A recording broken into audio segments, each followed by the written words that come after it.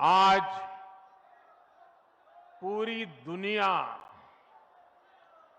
उत्सुकता के साथ 22 जनवरी के ऐतिहासिक क्षण का इंतजार कर रही है। ऐसे में अयोध्या वासियों में ये उत्साह, ये उमंग बहुत स्वाभाविक है। भारत की मिट्टी के कण कण और भारत के जन जन का मैं पुजारी हूं और मैं भी आपकी तरह उतना ही उत्सुक हूं। हम सभी का ये उत्साह, ये उमंग थोड़ी देर पहले अयोध्या की सड़कों पर भी पूरी तरह नजर आ रहा था। ऐसा लगता था कि पूरी अयोध्या नगरी ही सड़क पर उतर आई हो। इस प्यार, इस आशीर्वाद के लिए मैं आप सभी का हृदय से आभार व्यक्त करता हूं। मेरे साथ बोलिए, सियावर रामचंद्र की, सियावर रामचंद्र की, सियावर रामचंद्र की। उत्तर प्रदेश की गवर्नर आनंदीबेन पटेल, यहां के लोकप्रिय मुख्यमंत्री योगी आदित्यनाथ जी, मंत्रिमंडल में मेरे सहयोगी ज्योतिरादित्य जी, अश्विनी वैष्णव जी, वीके सिंह जी, उत्तर प्रदेश के deputy CM Keshav Prasad Maurya ji, Brajesh Pathak ji, UP सरकार के अन्य मंत्रीगण, सभी सांसद और विधायकगण और विशाल संख्या में आए मेरे परिवारजनों, देश के इतिहास में 30 दिसंबर की यह तारीख बहुत ही ऐतिहासिक रही है। आज के ही दिन 1943 में नेताजी सुभाष चंद्र बोस ने अंडमान में झंडा फहराकर भारत की आजादी का जयघोष किया था। आजादी के आंदोलन से जुड़े ऐसे पावन दिवस पर आज हम आजादी के अमृत काल के संकल्प को आगे बढ़ा रहे हैं। आज विकसित भारत के निर्माण को गति देने के अभियान को अयोध्या नगरी से नई ऊर्जा मिल रही है। आज यहां 15,000 करोड़ रुपए से अधिक के विकास कार्यों का शिलान्यास और लोकार्पण हुआ है। इंफ्रास्ट्रक्चर से जुड़े ये काम आधुनिक अयोध्या को देश के नक्शे पर फिर से गौरव के साथ स्थापित करेंगे। कोरोना जैसी वैश्विक महामारी के बीच ये कार्य अयोध्या वासियों के अथक परिश्रम का परिणाम है। मैं सभी अयोध्या वासियों को इन परियोजनाओं के लिए अनेक अनेक बधाई देता हूं। मेरे परिवारजनों, दुनिया में कोई भी देश हो, अगर उसे विकास की नई ऊंचाई पर पहुंचना है तो उसे अपनी विरासत को संभालना ही होगा। हमारी विरासत हमें प्रेरणा देती है, हमें सही मार्ग दिखाती है। इसलिए आज का भारत पुरातन और नूतन दोनों को आत्मसात करते हुए आगे बढ़ रहा है। एक समय था जब यही अयोध्या में रामलला टेंट में विराजमान थे। आज पक्का घर सिर्फ रामलला को ही नहीं, बल्कि पक्का घर देश के 4 करोड़ गरीबों को भी मिला है। आज भारत अपने तीर्थों को भी संवार रहा है, तो वहीं डिजिटल टेक्नोलॉजी की दुनिया में भी हमारा देश छाया हुआ है। आज भारत काशी विश्वनाथ धाम के पुनर्निर्माण के साथ ही देश में 30,000 से ज्यादा पंचायत भवन भी बनवा रहा है। आज देश में सिर्फ केदार धाम का पुनरुद्धार ही नहीं हुआ है, बल्कि 315 से ज्यादा नए मेडिकल कॉलेज भी बने हैं।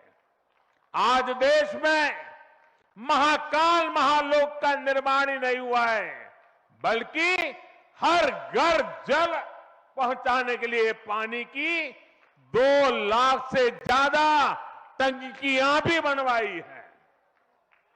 हम चांद, सूरज और समुद्र की गहराइयों को भी नाप रहे हैं, तो अपनी पौराणिक मूर्तियों को भी रिकॉर्ड संख्या में भारत वापस ला रहे हैं। आज के भारत का मिजाज यहां अयोध्या में स्पष्ट दिखता है। आज यहां प्रगति का उत्सव है, तो कुछ दिन बाद यहां परंपरा का उत्सव भी होगा। आज यहां विकास की भव्यता दिख रही है, तो कुछ दिनों बाद यहां विरासत की भव्यता और दिव्यता दिखने वाली है। यही तो भारत है। विकास और विरासत की यही साझा ताकत भारत को 21वीं सदी में सबसे आगे ले जाएगी। मेरे परिवारजनों, प्राचीन काल में अयोध्या नगरी कैसी थी, इसका वर्णन खुद महर्षि वाल्मीकि जी ने विस्तार से किया है। उन्होंने लिखा है, कोसलो नाम मुदितः स्फीतो जनपदो महान निविष्ट सरयू तीरे प्रभुत धन धान्यवान। अर्थात वाल्मीकि जी बताते हैं कि महान अयोध्यापुरी धन धान्य से परिपूर्ण थी, समृद्धि के शिखर पर थी और आनंद से भरी हुई थी। यानी अयोध्या में विज्ञान और वैराग्य तो था ही, उसका वैभव भी शिखर पर था। अयोध्या नगरी की उसी पुरातन पहचान को हमें आधुनिकता से जोड़कर वापस लाना है। साथियों, आने वाले समय में अयोध्या नगरी अवध क्षेत्र ही नहीं, बल्कि पूरे यूपी के विकास को ये हमारी अयोध्या दिशा देने वाली है। अयोध्या में श्री राम का भव्य मंदिर बनने के बाद यहां आने वाले लोगों की संख्या में बहुत बड़ी वृद्धि होगी। इसे ध्यान में रखते हुए हमारी सरकार अयोध्या में हजारों करोड़ रुपयों के विकास कार्य करा रही है, अयोध्या को स्मार्ट बना रही है।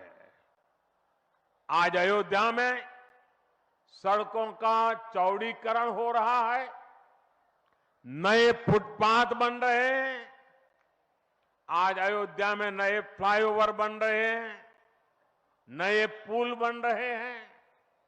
अयोध्या को आसपास के जिलों से जोड़ने के लिए भी यातायात के साधनों को सुधारा जा रहा है।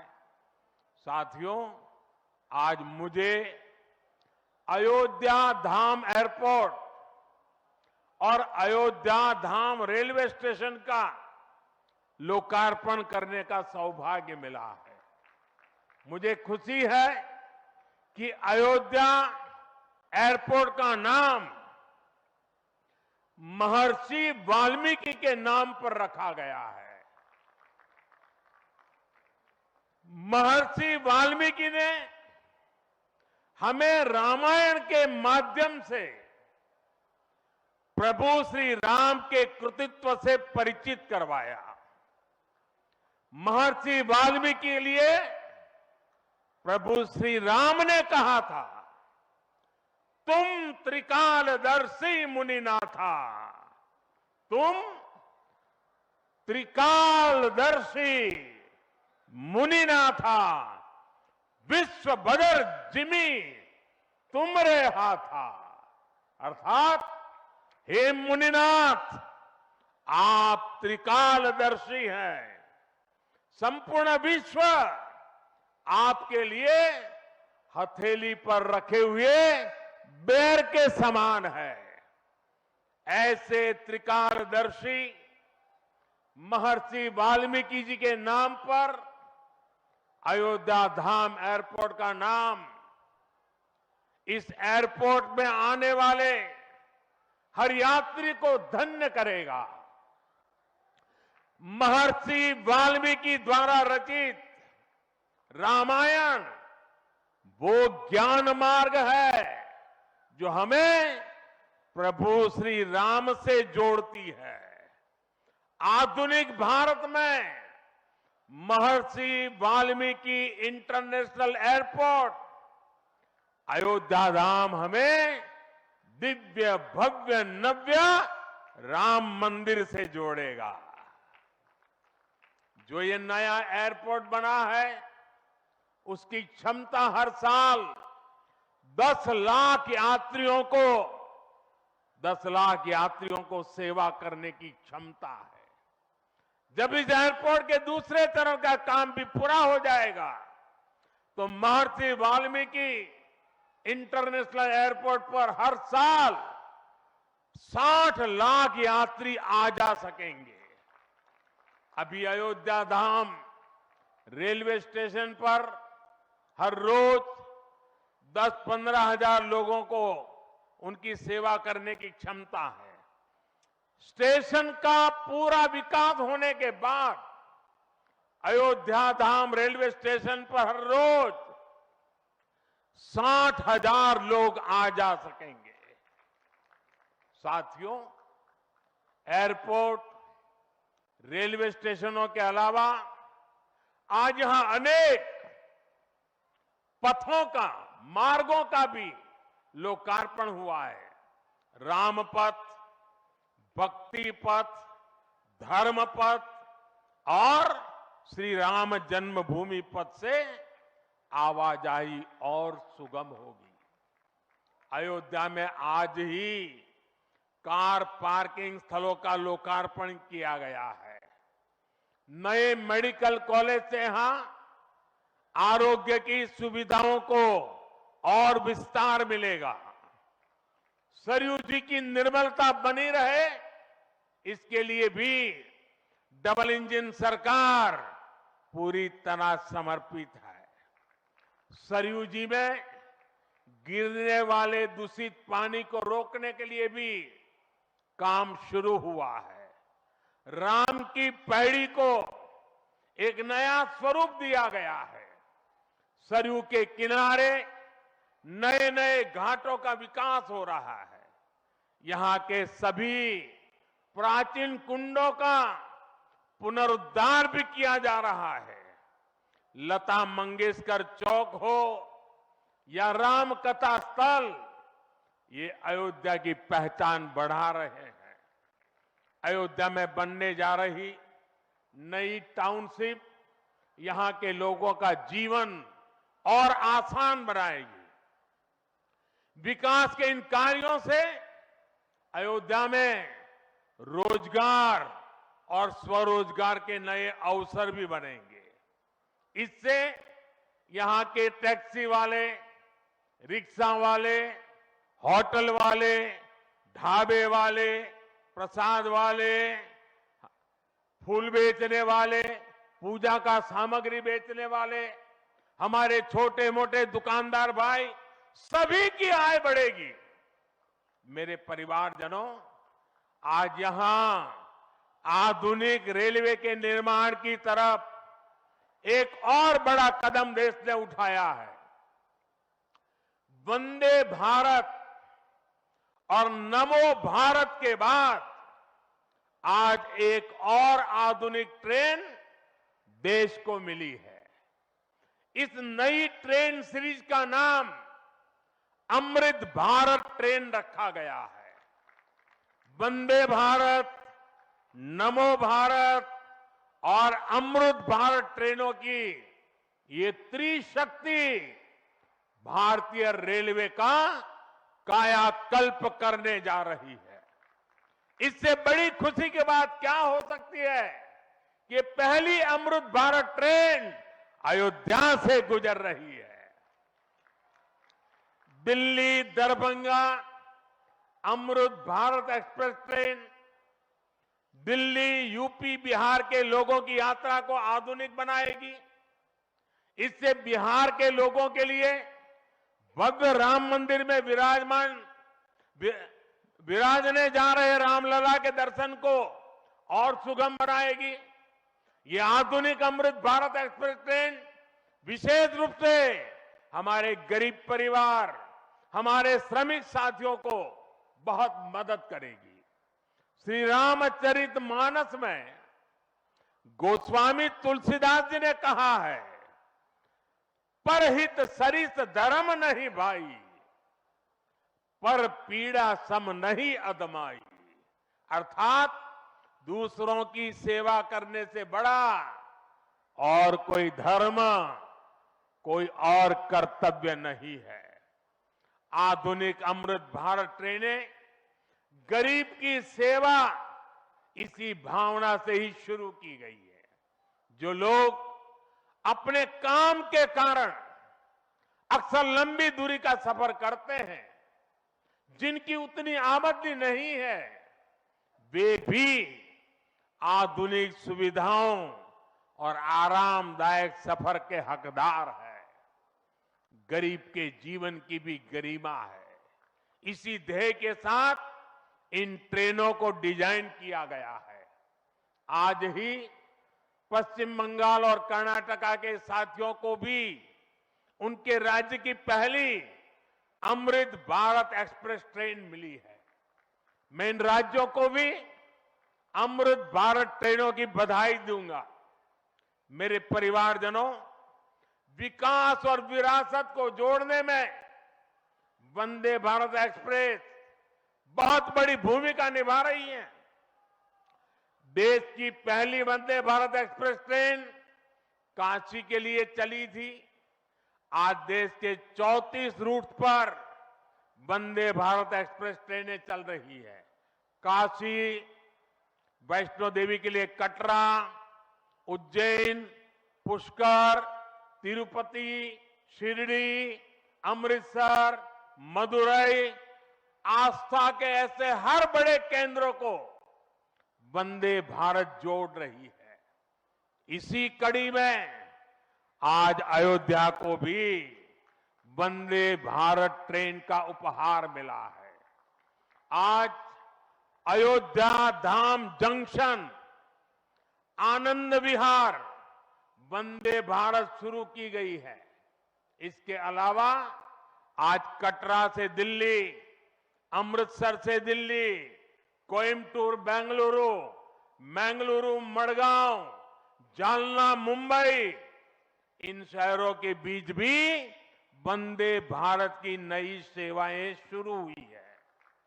वंदे भारत में गति भी है, वंदे भारत में आधुनिकता भी है और वंदे भारत में आत्मनिर्भर भारत का गर्व भी है।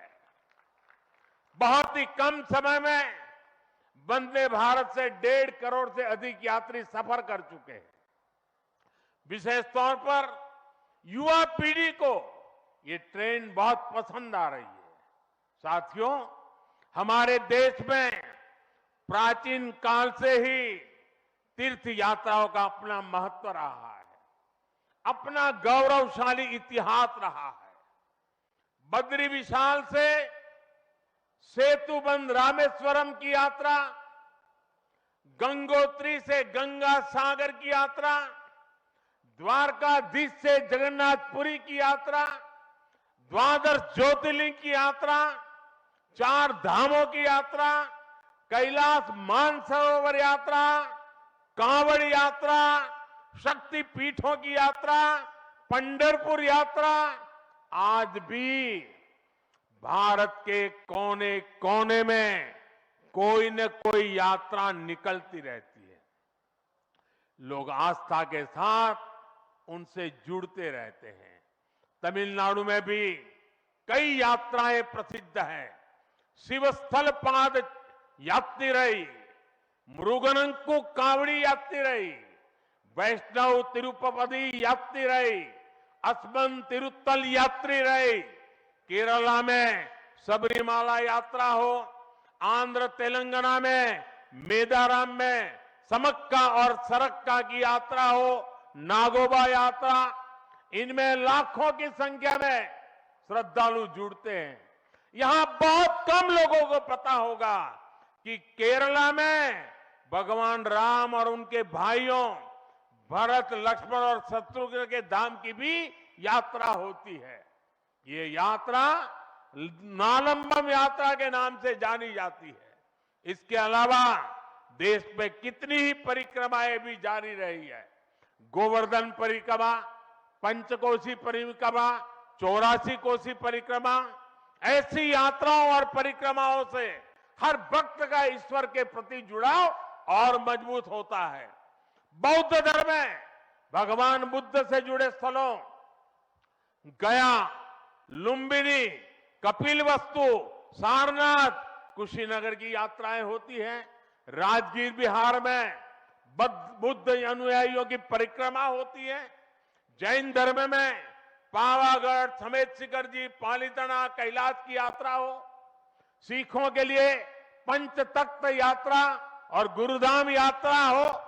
अरुणाचल प्रदेश में नॉर्थ ईस्ट से परशुराम कुंड की विशाल यात्रा हो। इनमें शामिल होने के लिए श्रद्धालु पूरी आस्था के साथ जुड़ते हैं। देश भर में सदियों से हो रही इन यात्राओं के लिए वैसा ही समुचित इंतजाम भी किए जाते हैं। अब अयोध्या में हो रहे ये निर्माण कार्य यहां आने वाले हर राम भक्त के लिए अयोध्या धाम की यात्रा को, भगवान के दर्शन को और आसान बनाएंगे। साथियों, ये ऐतिहासिक क्षण बहुत भाग्य से हम सभी के जीवन में आया है। हमें देश के लिए नव संकल्प लेना है, खुद को नई ऊर्जा से भरना है। इसके लिए 22 जनवरी को आप सभी अपने घरों में, मैं पूरे देश के 140 करोड़ देशवासियों को अयोध्या की इस पवित्र भूमि से प्रार्थना कर रहा हूं। अयोध्या की प्रभु राम की नगरी से प्रार्थना कर रहा हूं। मैं 140 करोड़ देशवासियों को हाथ जोड़ करके प्रार्थना कर रहा हूं कि आप 22 जनवरी को जब अयोध्या में प्रभु राम विराजमान हो, अपने घरों में भी श्री राम ज्योति जलाएं, दीपावली मनाएं। 22 जनवरी की शाम पूरे हिंदुस्तान में जगमग जगमग होनी चाहिए। लेकिन साथ ही मेरे सभी देशवासियों से एक करबद्ध प्रार्थना और भी है। हर किसी की इच्छा है कि 22 जनवरी को होने वाले आयोजन का साक्षी बनने के लिए वो स्वयं अयोध्या आए। लेकिन आप भी जानते हैं कि हर किसी का आना संभव नहीं है। अयोध्या में सबका पहुंचना बहुत मुश्किल है और इसलिए सभी राम भक्तों को, देश भर के राम भक्तों को, उत्तर प्रदेश के विशेष करके राम भक्तों को मेरा हाथ जोड़ करके प्रणाम के साथ प्रार्थना है, मेरा आग्रह है कि 22 जनवरी को एक बार विधि पूर्वक कार्यक्रम हो जाने के बाद 23 तारीख के बाद अपनी सुविधा के अनुसार वो अयोध्या आए। अयोध्या आने का मन 22 तारीख को न बनाए। प्रभु राम जी को तकलीफ हो ऐसा हम भक्त कभी कर नहीं सकते हैं। प्रभु राम जी पधार रहे हैं तो हम भी कुछ दिन इंतजार करें। 550 साल इंतजार किया है, कुछ दिन और इंतजार कीजिए। और इसलिए सुरक्षा के लिहाज से, व्यवस्था के लिहाज से मेरी आप सबसे बार बार प्रार्थना है कि कृपा करके, क्योंकि आप प्रभु राम के दर्शन, अयोध्या का नव्य भव्य दिव्य मंदिर आने वाली सदियों तक दर्शन के लिए उपलब्ध है। आप जनवरी में आए, फरवरी में आए, मार्च में आए, 1 साल के बाद आए, 2 साल के बाद आए, मंदिर है ही। और इसलिए 22 जनवरी को यहां पहुंचने के लिए भीड़भाड़ करने से आप बचिए, ताकि यहां जो व्यवस्था है, मंदिर के जो व्यवस्थापक लोग हैं, मंदिर का जो ट्रस्ट है, हमें इतना पवित्र काम उन्होंने किया है, इतनी मेहनत करके किया है, पिछले 3-4 साल से दिन रात काम किया है, उनको हमारी तरफ से कोई तकलीफ नहीं होनी चाहिए। और इसलिए मैं बार बार आग्रह करता हूं कि 22 को यहां पहुंचने का प्रयास हम न करें। कुछ ही लोगों को निमंत्रण गया है, वे लोग आएंगे और 23 के बाद सारे देशवासियों के लिए आना बड़ा सरल हो जाएगा। साथियों, आज मेरा एक आग्रह मेरे अयोध्या के भाई बहनों से, आपको देश और दुनिया के अनगिनत अतिथियों के लिए तैयार होना है। अब देश दुनिया के लोग लगातार हर रोज अयोध्या आते रहेंगे। लाखों की तादाद में लोग आने वाले हैं, अपनी अपनी सुविधा से आएंगे। कोई 1 साल में आएगा, 2 साल में आएगा, 10 साल में आएगा, लेकिन लाखों लोग आएंगे। और ये सिलसिला अब अनंत काल तक चलेगा, अनंत काल तक चलेगा। इसलिए अयोध्या वासियों को, आपको भी एक संकल्प लेना है, और ये संकल्प है अयोध्या नगर को भारत का सबसे स्वच्छ शहर बनाने का। ये स्वच्छ अयोध्या ये अयोध्या वासियों की जिम्मेदारी है और इसके लिए हमें मिलकर हर कदम उठाना है। मैं आज देश के सभी तीर्थ क्षेत्रों और मंदिरों से अपना आग्रह दोहराऊंगा। देश भर के लोगों से मेरी प्रार्थना है, भव्य राम मंदिर के निर्माण के निमित्त एक सप्ताह पहले 14 जनवरी मकर संक्रांति के दिन से पूरे देश के छोटे मोटे सब तीर्थ स्थलों पर स्वच्छता का एक बहुत बड़ा अभियान चलाया जाना चाहिए। हर मंदिर, हिंदुस्तान के हर कोने में हमें उसकी सफाई का अभियान मकर संक्रांति 14 जनवरी से 22 जनवरी तक हमें चलाना चाहिए। प्रभु राम पूरे देश के हैं और प्रभु राम जी जब आ रहे हैं तो हमारा एक भी मंदिर, हमारा एक भी तीर्थ क्षेत्र उसका और उसके परिसर के इलाके का अस्वच्छ नहीं होना चाहिए, गंदगी नहीं होना चाहिए। साथियों, अब से कुछ देर पहले मुझे अयोध्या नगरी में ही एक और सौभाग्य प्राप्त हुआ है। आज मुझे खुशी है ये बताते हुए कि उज्ज्वला गैस कनेक्शन की 10 करोड़वीं लाभार्थी बहन के घर मुझे जाकर के चाय पीने का मौका मिला।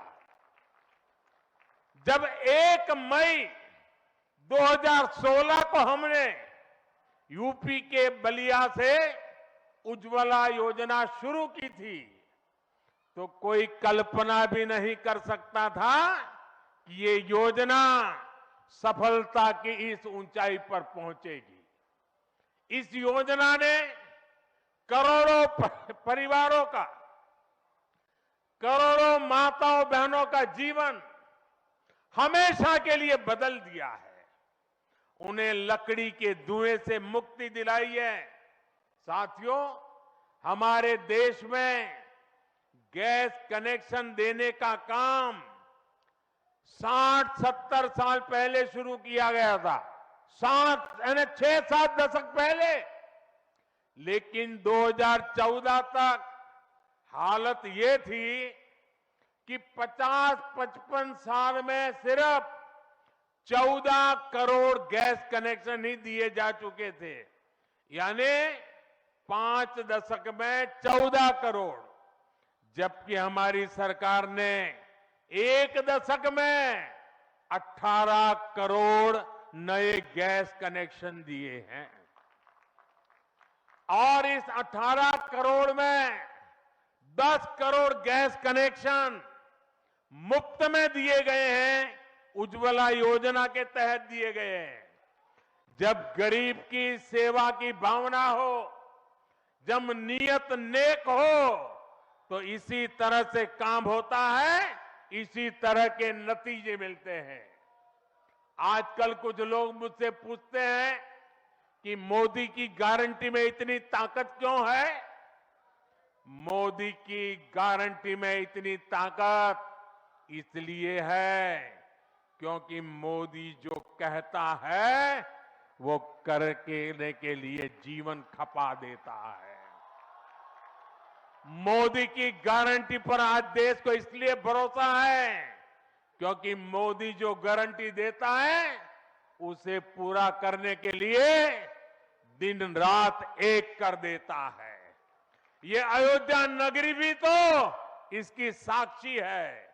और मैं आज अयोध्या के लोगों को फिर से विश्वास दूंगा कि इस पवित्र धाम के विकास में हम कोई कोर कसर बाकी नहीं छोड़ेंगे। श्री राम हम सभी पर आशीर्वाद रखें, इसी कामना के साथ अपनी वाणी को विराम देता हूं। प्रभु श्री राम के चरणों में प्रणाम करता हूं और आप सबको विकास कार्यों की बधाई देता हूं। मेरे साथ बोलिए, सियावर रामचंद्र की, सियावर रामचंद्र की, सियावर रामचंद्र की। भारत माता की, भारत माता की, भारत माता की। बहुत बहुत धन्यवाद।